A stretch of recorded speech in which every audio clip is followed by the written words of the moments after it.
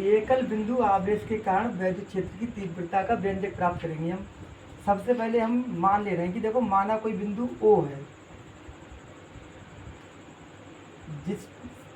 है, जिससे R दूरी पर स्थित बिंदु P है। बिंदु O है जिससे R दूरी पर स्थित बिंदु P पर हमें वैद्युत क्षेत्र की तीव्रता ज्ञात करनी है। और ये बिंदु P है, इस पर एक प्लस Q आवेश है। बिंदु P पर प्लस Q आवेश है। बिंदु O से R दूरी पर स्थित बिंदु P पर हमें वैद्युत क्षेत्र की तीव्रता की गणना करनी है। एकल बिंदु आवेश के कारण वैद्युत क्षेत्र की तीव्रता का सूत्र। तो ठीक है, जो भी चित्र में कर रहे हैं, वो जो भी चीज़ मानना है उसको हम लिख लेंगे अपनी थ्योरी में। देखो लिखेंगे पहले, माना बिंदु O से R दूरी पर स्थित किसी बिंदु P पर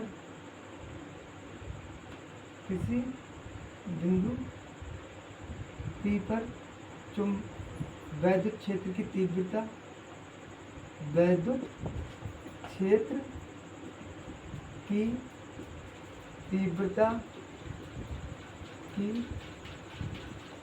गणना करनी है।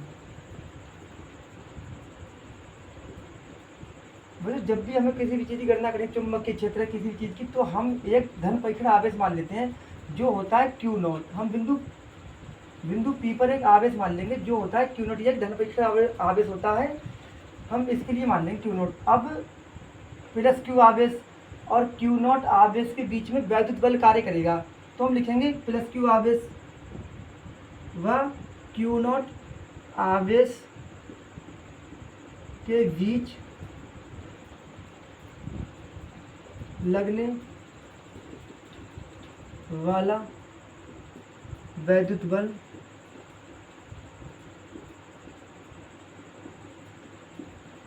F बराबर 1/4 पाई एप्सिलॉन Q1 Q2 अपन होता है, तो यहाँ पर Q1 का मान Q है और Q2 का मान Q0 है अपॉन R²। समीकरण नंबर 1 मान लेंगे। अब बिंदु P पर वैद्युत क्षेत्र की तीव्रता का सूत्र होगा, बिंदु P पर वैद्युत क्षेत्र की तीव्रता का सूत्र, E बराबर F अपॉन Q0 होता है।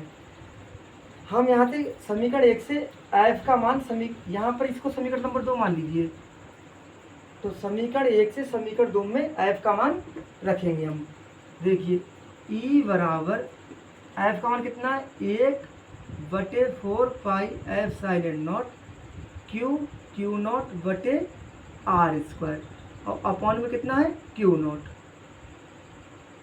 इस Q0 से ये Q0 कैंसिल, तो यहाँ से आएगा हमारा E बराबर 1/4 पाई एप्सिलॉन, यहाँ Q बचेगा और बटे में R²। बच्चों यही हमारा जो है एकल बिंदु आवेश के कारण वैद्युत क्षेत्र की तीव्रता का व्यंजक है। और वैद्युत क्षेत्र की तीव्रता का मात्रक होता है न्यूटन प्रति कूलम।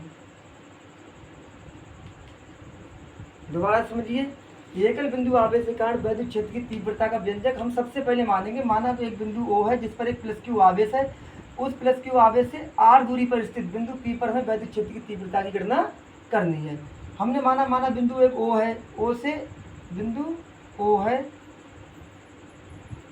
से R दूरी पर स्थित किसी बिंदु P पर वैद्युत क्षेत्र की तीव्रता की गणना करनी है। यहाँ पर तो हमने एक धन परीक्षण आवेश Q0 मान लिया। माना बिंदु P पर एक कोई धन परीक्षण आवेश Q0 है, तो Q0 और Q के बीच में एक बल कार्य करता है जिसको वैद्युत बल कहते हैं, जो कूलाम का नियम होता है।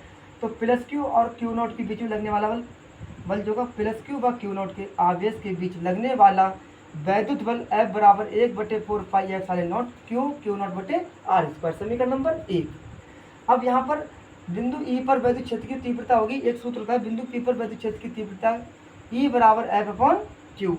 F का मान समीकरण 1 से रखा हमने, तो समीकरण एक से रखेंगे 1/4πε0 और Q1 वे Q0 बटे आर स्क्वायर, Q से Q कैंसल, यहाँ 1/4πε0 Q बटे आर स्क्वायर एकल बिंदु आवेश सूत्र है। ये आपका एकल बिंदु आवेश वृत्त क्षेत्र की तीव्रता है। स्क्रीनशॉट ले लीजिए।